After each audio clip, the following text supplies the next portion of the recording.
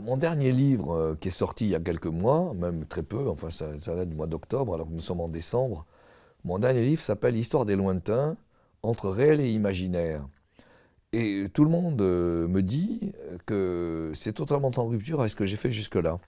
Ce qui n'est pas totalement faux. Je pense que les auteurs, ils doivent se permettre de temps en temps d'avoir des cursus un petit peu extérieurs à leur propre itinéraire.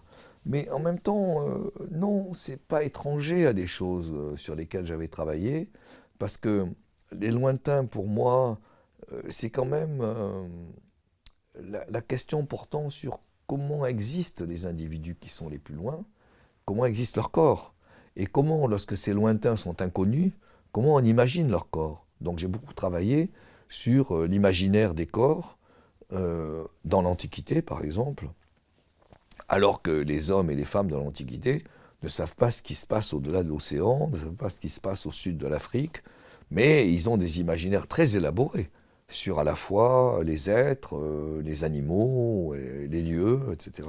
Donc j'ai quand même travaillé fortement là-dessus. Deuxièmement, à partir du moment où l'abord des lointains se pense autrement, c'est-à-dire à partir du moment où l'océan s'affronte. C'est très difficile l'océan, hein, ça reste un lieu infranchissable pendant des décennies, voire des siècles.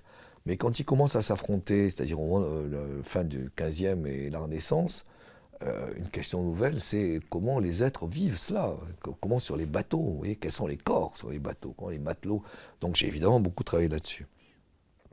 Les maladies, les difficultés, les souffrances et les fatigues précisément, comment on surmonte, etc.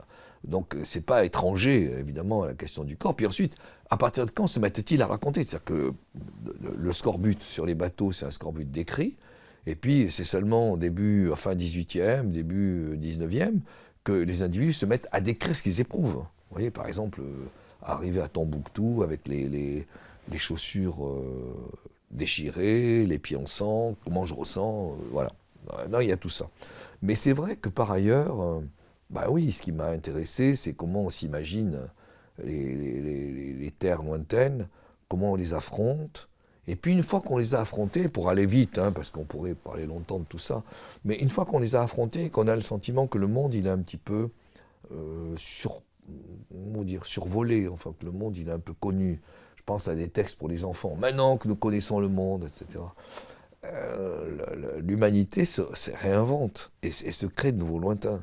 Alors moi, ce qui m'a beaucoup intéressé, c'est les nouveaux lointains que sont, par exemple, les parties sous-marines. Vous voyez, l'océan a toujours été prospecté sur sa surface, mais qu'est-ce qu'il en est du dessous?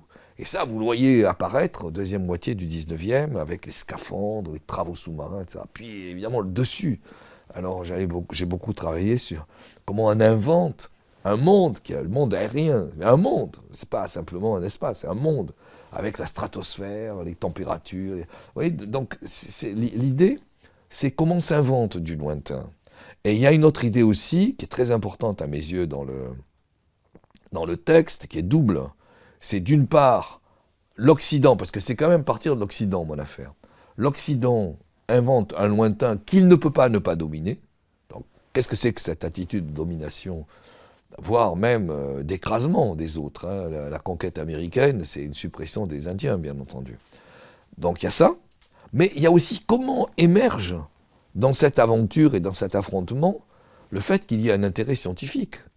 C'est pas le lointain, je l'aborde pour connaître mieux des choses. Et ça, c'est tard. C'est-à-dire que Christophe Colomb, il ne va pas en Amérique pour savoir, il va en Amérique pour occuper et dominer. Et puis, insensiblement, il y a de la curiosité, il y a les cabinets de curiosité qui s'installent en Europe, le fait de pouvoir connaître le monde en faisant le tour d'une pièce, et puis il y a progressivement la science, les herbiers, les classifications animales, le fait de nourrir des encyclopédies. Vous voyez, c'est très intéressant de voir comment on est. Il faut une curiosité qui se systématise, quoi. Donc ça fait plusieurs objets, à la fois la nécessité de réinventer du lointain, Deuxième objet, la domination. Et troisième objet, la connaissance. Est-ce qu'il est possible d'avoir une suite, malgré l'âge que j'ai, qui commence à être un âge canonique, je ne vous le cache pas? Comment envisager une suite? Bah, évidemment, il y a toujours des sujets qui n'ont pas été traités. Ça, c'est évident, ils sont légion. Hein. Je pense que la sensibilité interne n'avait pas été traitée, mais il y a bien d'autres questions. Alors, moi, ça, spontanément, si vous me demandez, c'est... je crois que l'air, le parfum a été magnifiquement traité, mais l'air, comme éther, etc., ça n'a pas été vraiment traité. J'ai un projet, moi, là-dessus. Je fais des confidences que je ne devrais pas faire. Mais il y a une autre chose qui me tient. Nous avons écrit avec Alain Corbin et Jean-Jacques Courtine une histoire du corps. Je ne la renie absolument pas. Mais c'est vrai que ce serait quand même intéressant, ce que j'essaie de faire là en ce moment, d'avoir une sorte de grande synthèse. Qu'est-ce que c'est qu'une histoire du corps qui permette de prendre en compte l'ensemble des données dont je viens de parler pour arriver à faire quelque chose qui soit de l'ordre d'une unité, en montrant comment ça se scande dans le temps, comment il y a des différences d'une période à l'autre, et comment le corps restitue quand même quelque chose qui est de l'ordre d'une globalité susceptible d'avoir, je dis ça avec une immense prudence, susceptible d'avoir une certaine unité. Parce que là, le corps, c'est tout et rien. C'est-à-dire que nous sommes ici, le corps, c'est l'air, les fenêtres, c'est la vue, c'est le fait qu'on va manger. Vous voyez, c'est complètement explosé. C'était ce que Michel Bernard appelait très intelligemment d'ailleurs. C'est un habit d'arlequin. Très bien. Alors moi, je pense que c'est à la fois un habit d'arlequin, mais c'est aussi un lieu d'unité. Je l'ai montré lorsque j'évoquais le rapport à l'identité. C'est un lieu d'unité. Et le problème, c'est comment travailler sur cette unité pour montrer que, au fond, elle a des ruptures dans le temps, mais elle n'en reste pas moins quelque chose qui est de l'ordre d'une unité. Donc c'est le grand défi que je me pose dans les travaux actuels.